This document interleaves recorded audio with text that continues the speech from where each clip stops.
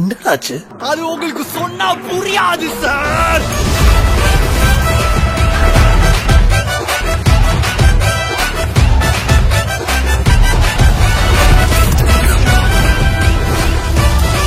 அது sambar appointment order.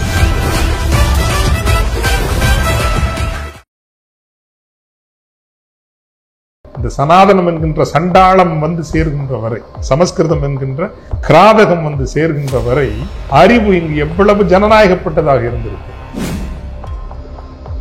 எழுத்தாளர் பா. கிருஷ்ணன் இதை தமிழர் நாகரிகம்னு சுருக்காதீங்க, இது இந்தியா முழுமைக்கும் பொதுமைப்படுத்துங்க அப்படின்னு சொல்றாரு. அவர் அடிப்படையில் ஒரு சமஸ்கிருதவாதி, அவர் ஒரு சனாதனவாதி. ஒரு மொழியையும் நிலத்தையும் இழந்து விடுகிற இனம் இருக்காது, காலப்போக்கில் அழிந்து விடும். அது இது இந்தியாவினுடைய பெருமை இதெல்லாம் வேணாம். இது தமிழர்களின் பெருமை, தமிழர்களின் பெருமை, தமிழர்களின் பெருமை. அது மட்டும்தான் நம்மளவை நிறுத்திக் கொள்ளும்.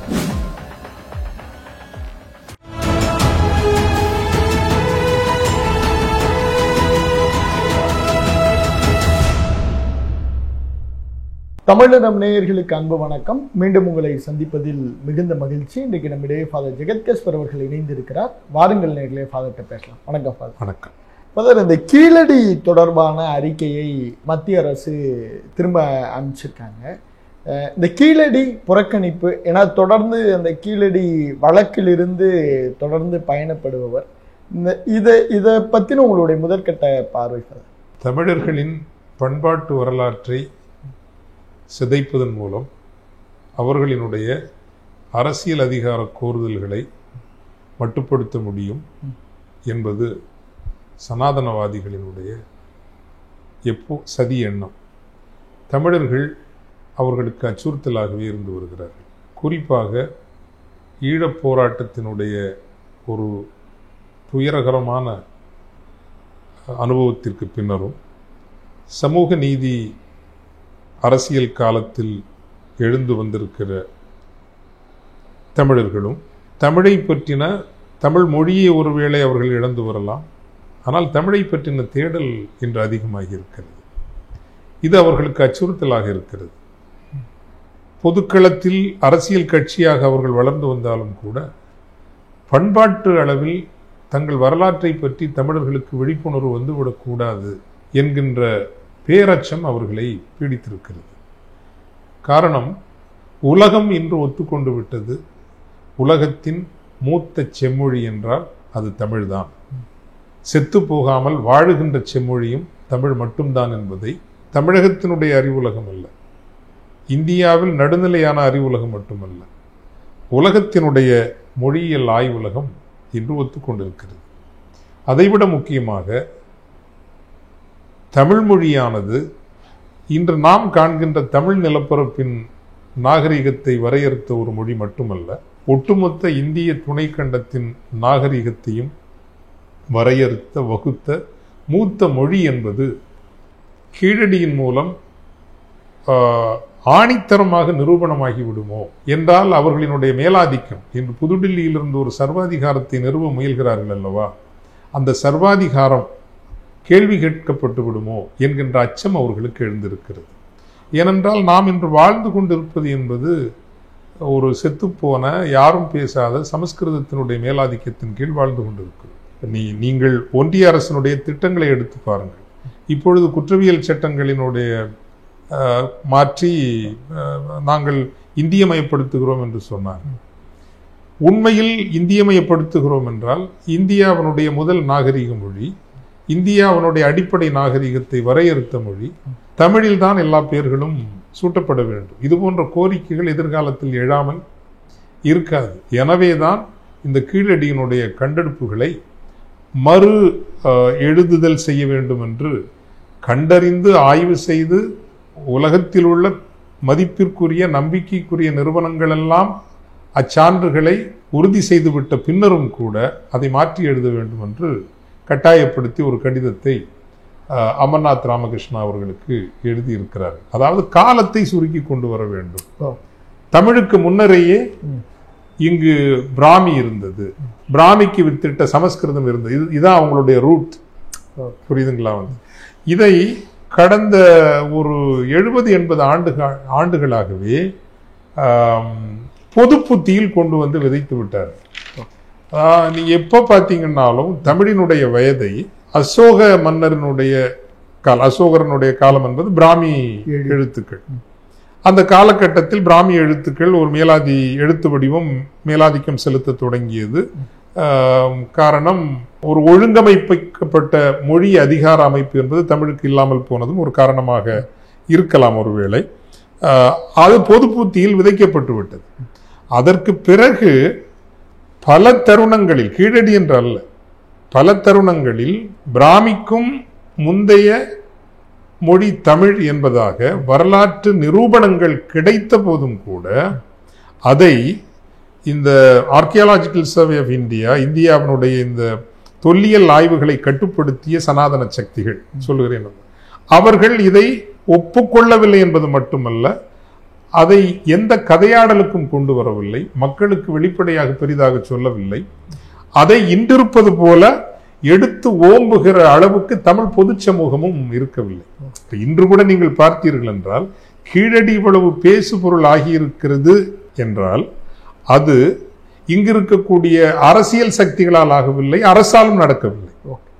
நடந்த பிறகு அரசு அதற்கான உரிமை கோரலை எடுத்துக்கொள்கிறது. பெரிய கட்சிகள் எல்லாம் உரிமை கோரல்கள் செய்கின்றன. உள்ளபடியே பார்த்தீர்கள் என்றால் கீழடி எப்படி வெளியே வந்தது என்றால் மிக மிக சாதாரண ஒரு ஆசிரியர், அந்த ஆசிரியர் அந்த இடத்தில் ஏதோ இருக்கிறது என்று எழுதி போட்டுத்தான் அந்த இடத்தில் ஆய்வே நடந்தது, தொடங்கப்பட்டது. அந்த ஆய்வுக்கு அரசுகள் கொடுத்த பணத்தை விட தாங்களாக முன் வந்து அந்த கிராமத்தினுடைய சாமானிய மக்கள் தான் தங்கள் நிலத்தை கொடுத்து தமிழுக்காக அவர்கள் ஆதரவாகி நின்றிருக்கிறார்கள். நான் அவ்வப்போது சொல்வேன் அல்லவா, தமிழை வளர்த்தது அரசுகளும் பெருமன்னர்களும் அல்ல, சாமானிய மனிதர்களும் ஓரளவுக்கு வசதியாக வாழ்ந்த நிலக்கிழார்களும் நல்ல தமிழர்களும் தான் தமிழை வளர்த்திருக்கிறார். அதன் பிறகு அமர்நாத் ராமகிருஷ்ணா என்கின்ற ஆய்வறிஞர் அதை பற்றிய ஒரு அறிக்கை சமர்ப்பித்த போதுதான் இப்படி ஒன்று இருக்கிறது என்கின்ற ஒரு விஷயம் வெளிப்பட தொடங்குகின்றது. அரசியல் களத்தில் சு வெங்கடேசன் அவர்கள் அதை பற்றி பேசுகிறார். அதே போல அவர் பேசிய பிறகு மார்க்சிஸ்ட் கம்யூனிஸ்ட் கட்சியும் பேசுகிறது. ஆனால் இதை எப்படியாவது மூடிவிட வேண்டும் என்று இந்தியாவுடைய தொல்லியல் துறையும் சனாதன அமைப்பும் முடிவு செய்கிற போது அதை எதிர்த்து நீதிமன்றத்திற்கு சென்று வழக்கு தொடர்ந்து அங்கு ஆய்வுகள் தொடர வேண்டும், அங்கு கண்டெடுக்கப்படுகின்ற பொருட்கள் அங்கேயே தான் தமிழகத்திற்குள் தான் பாதுகாக்கப்பட வேண்டும். ஏன்னா அது ரொம்ப முக்கியமானது. என்ன பண்ணுவாங்கன்னா, இவர்கள் அனைத்திந்திய அதிகாரத்தை கொண்டு கண்டெடுக்கப்பட்டவற்றை ஆய்வு செய்கிறோம் என்கின்ற கோதாவில் ஒன்றேல் இவர்கள் பூனேவுக்கோ அல்லது உத்தரப்பிரதேசத்திற்கோ அல்ல மைசூருக்கோ கொண்டு சென்று விடுவார்கள். அங்கு சாக்கு மூட்டைகளில் கட்டி அப்படியே போடுவார்கள். போட்டது தான் 30-40 ஆண்டுகளுக்கு அவை பற்றின எந்த அறிக்கையும் வராது.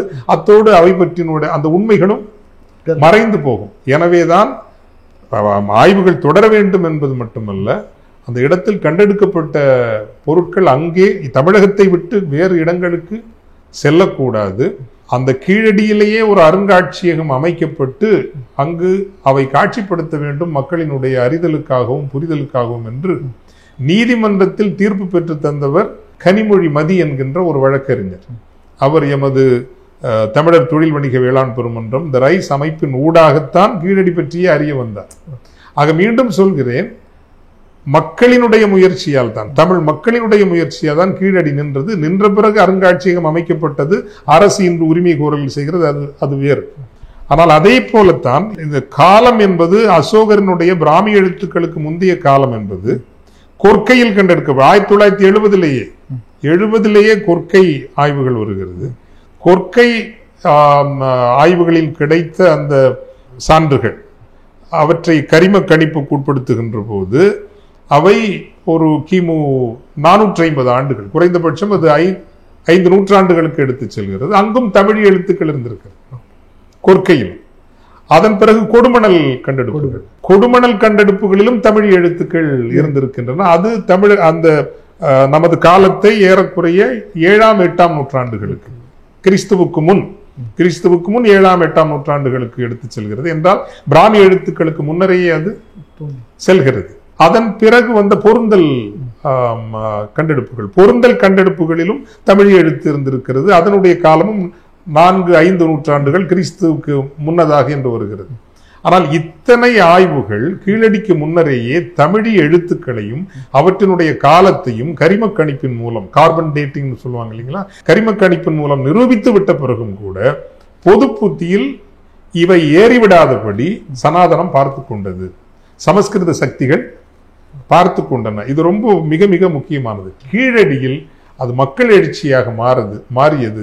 எந்த அரசுகளினுடைய துணையும் இன்றி அது மக்கள் எழுச்சியாக மாறியது. இன்று உலகம் முழுவதும் கீழடி பேசப்படுகிறது. மட்டுமல்ல, இதே காலத்தில் தான் மரியாதைக்குரிய மேனாள் IAS அதிகாரி R பாலகிருஷ்ணன் அவர்களினுடைய அந்த மிக முக்கியமான ஒரு ஆய்வு நூல், ஆய்வு வெளியீடுகள் வருகிறது.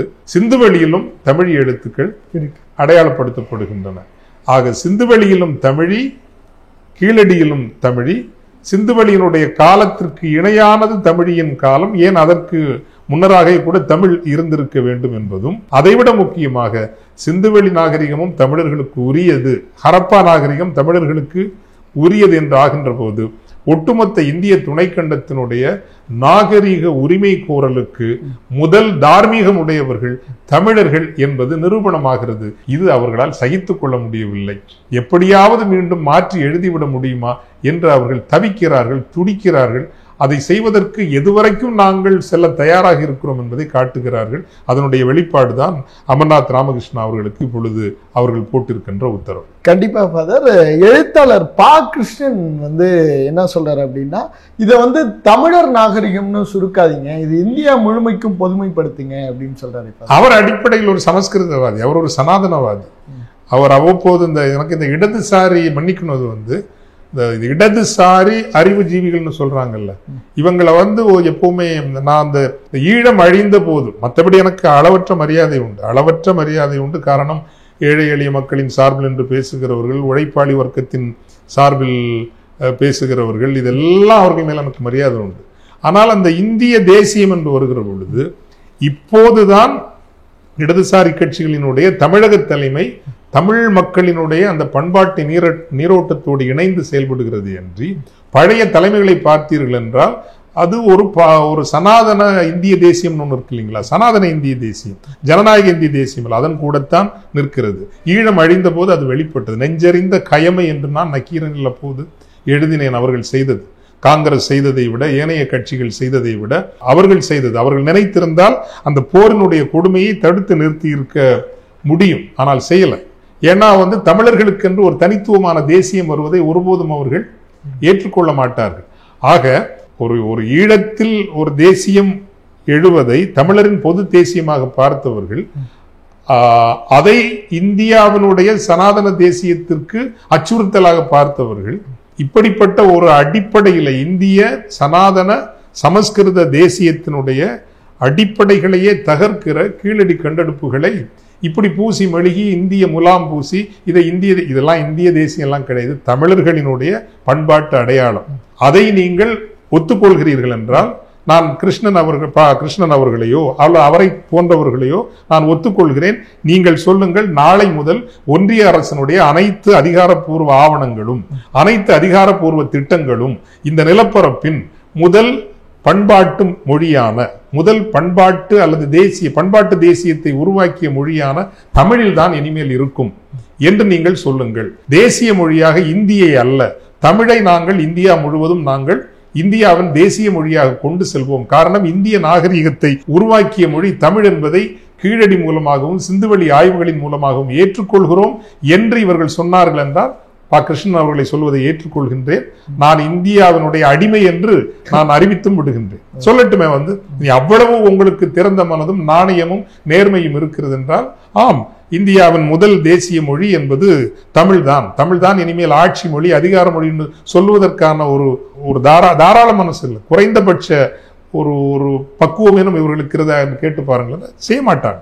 அதனால நமது மொழியை நாம் தான் காக்க வேண்டும். இங்க இது இந்தியாவினுடைய பெருமை இதெல்லாம் வேணாம். இது தமிழர்களின் பெருமை, தமிழர்களின் பெருமை, அது மட்டும்தான். அவ்வளவு நிறுத்திக் கொள்ளுங்கள். இந்த தொன்மையை ஃபாதர், கீழடியினுடைய தொன்மை இவங்களுக்கு ஒரு பெரிய எரிச்சலை உண்டாக்கி இருக்கோம் ஃபாதர். இவங்க எதிர்பார்க்கலையோ, ஏன்னா அமர்நாத் ராமகிருஷ்ணன் அவரு கொடுக்கிறப்ப அந்த அறிக்கை தமிழ் சமூகத்துல இவ்வளவு பெரிய இம்பாக்ட கிரியேட் பண்ணாதோன்னு அவங்க நினைச்சிருப்பாங்க. அவங்களுக்கு தெரியும் இவ்வளவு இம்பாக்ட்.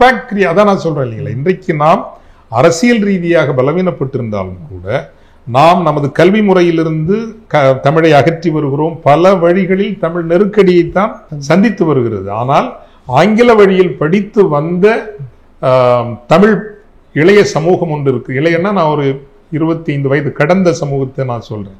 அது எல்லா சமூகங்களிலும் வருகிறவர்கள் உன்னிப்பாக தமிழை கவனிக்கிறார்கள், தமிழ் சார்ந்த வரலாறுகளை தேடுகிறார்கள். தமிழர்களினுடைய ஒரு வரலாற்று நீட்சி, எந்த இடத்தில் தோற்று போனோம், ஏன் நாம் இப்படி இருக்கிறோம், நாம் எழ வேண்டும் என்கின்ற வேட்கையெல்லாம் அந்த இளையர்களுக்கு இருக்கிறது. நீர் பூத்த நெருப்பாக நெஞ்சுக்குள் இருக்கிறது. அதையெல்லாம் வழிநடத்துகின்ற ஒரு தலைமையும் ஒரு இயக்கமும் இங்கு இல்லை என்பதுதான் அவர்களுக்கு இருக்கிற ஏமாற்றம், நமக்கு இருக்கிற பொது ஏமாற்றம்.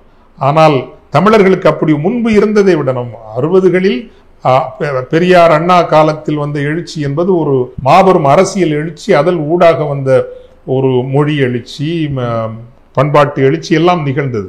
ஆனால் இன்று இருக்கிற ஒரு தேடல் என்பது அவற்றையும் கடந்த ஒரு ஆழமான தேடல் ஒரு சிறு தொகுப்பினருக்கு இருக்கிறது.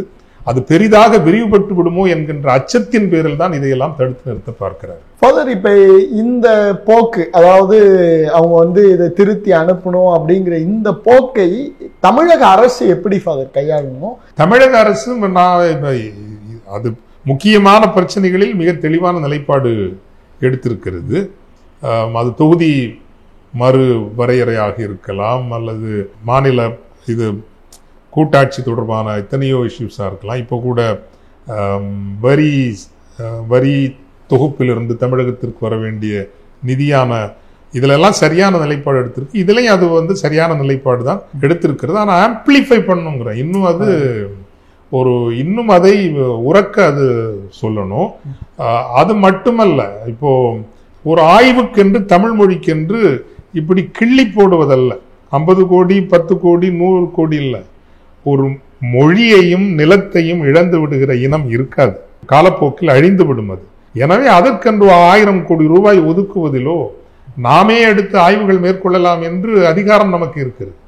ஆய்வு செய்வது ஒன்றும் இந்தியாவினுடைய தொல்லியல் ஆய்வுத்துறையின் உரிமை மட்டுமல்ல, அது தமிழகத்திற்கும் இருக்கிறது. ஆய்வுகளுக்கென்று அதிகமாக புறநை நாகரிகம் கண்டெடுக்கப்பட்டது. ஆனால் புறநை நாகரிகத்தினுடைய பெருமிதம் இன்னும் வெகு மக்களுக்கு சென்று சேரல. அதை ஊர் ஊராக செல்ல வேண்டும், சொல்ல வேண்டும், உறக்க சொல்ல வேண்டும், கூரை மீது இருந்து அறிவிக்க வேண்டும். தமிழர்களுக்கு தங்கள் நாகரிகத்தினுடைய வேர்கள் என்ன, அந்த வேர்களினுடைய மகத்துவம் என்ன, பெருமிதம் என்னங்கிறத நம்ம சொல்லணும். அந்த வேலைகளை இன்னும் பெரிதாக தமிழக அரசு செய்ய வேண்டும். உண்மையில் இந்த கீழடியை பாதுகாப்பதற்காக உண்மையில் அவர்களால் தான் பாதுகாக்கப்பட்டது, அரசால் அல்ல. முந்தைய அரசாலும் அல்ல, இந்த அரசாலும் அல்ல. அது பொதுமக்களினுடைய, தமிழ் மக்களினுடைய முயற்சியால் தான் அது பாதுகாக்கப்பட்டது. அவர்களை இன்று அடையாளப்படுத்தி அவர்களை வரலாற்றுக்கு பதிவு செய்கிற அந்த வேலையை கூட இன்னும் தமிழக அரசு செய்யல, உறுதியா செய்யல. நான் சொல்லுவேன், செய்யல.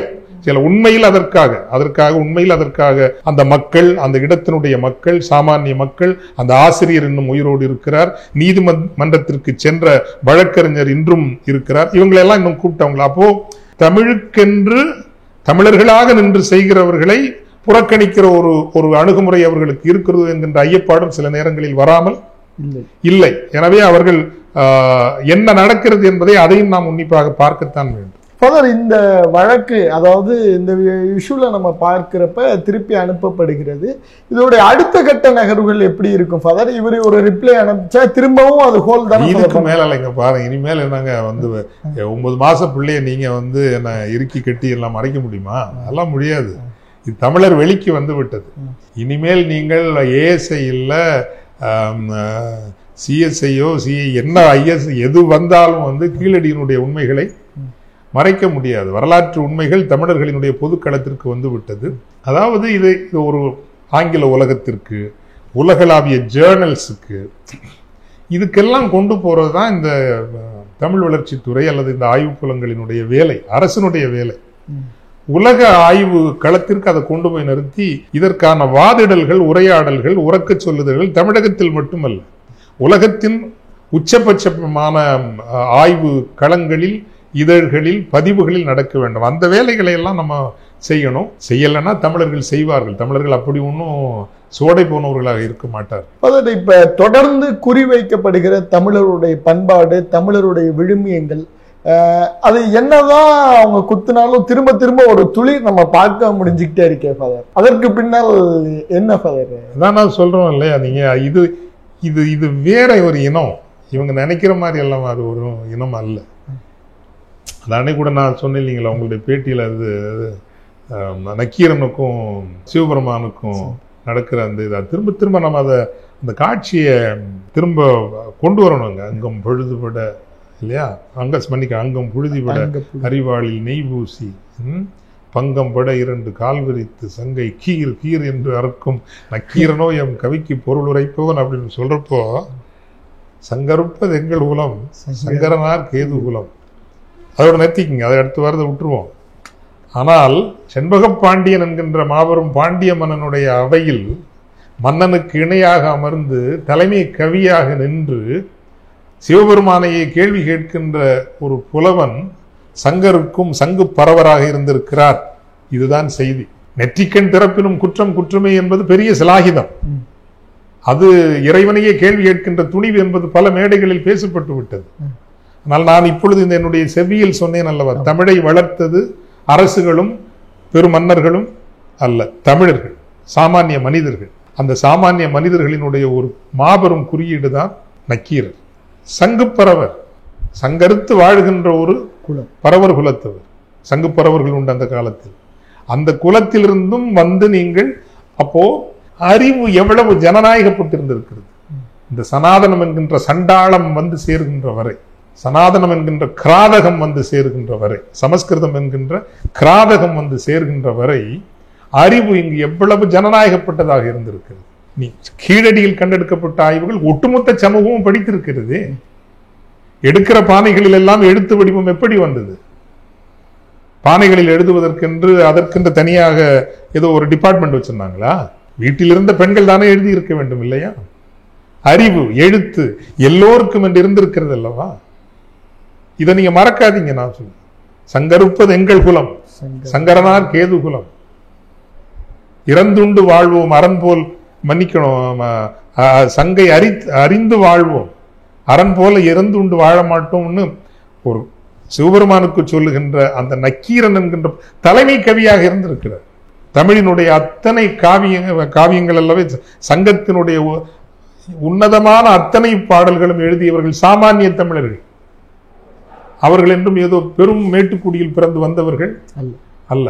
சாமானிய மக்கள் தமிழை மடியிலிட்டு பாராட்டி சீராட்டி வளர்க்கின்றவரை அதை எந்த கொம்பனாலும் அழிக்க முடியாது. இன்று ஒன்றிய அதிகாரம் இருக்கிறது, எல்லா அதிகாரங்களும் இருக்கின்றன, பெரும் பொருள் வலிமை இருக்கிறது என்கின்ற ஆணவ திமிரிலும் அதிகார திமிரிலும் நம்மை அழிக்க வருகிறார்கள். விழிப்போடு, eternal vigilance is the price you pay for your freedom. உயிர் போனாலும் எங்கள் உரிமைகளை எடுக்க முடியாது என்று நீங்கள் எதிர்த்து நிற்கின்றவரை இழப்புகள் வரும். எத்தனை இழப்புகள் தனி வாழ்வில் தமிழுக்காக நின்றதால் எத்தனை இழப்புகளை நானே பார்த்திருக்கிறேன். தமிழுக்காக நிற்பதால், நின்றதால், இந்த இனத்திற்காக பேசுவதால், குரல் கொடுப்பதால். ஆனால் இப்படி நீங்கள் 1,00,000 பேர் இருந்தால் போதும், எந்த கொம்பனும் வென்றுவிட முடியாது. நன்றி.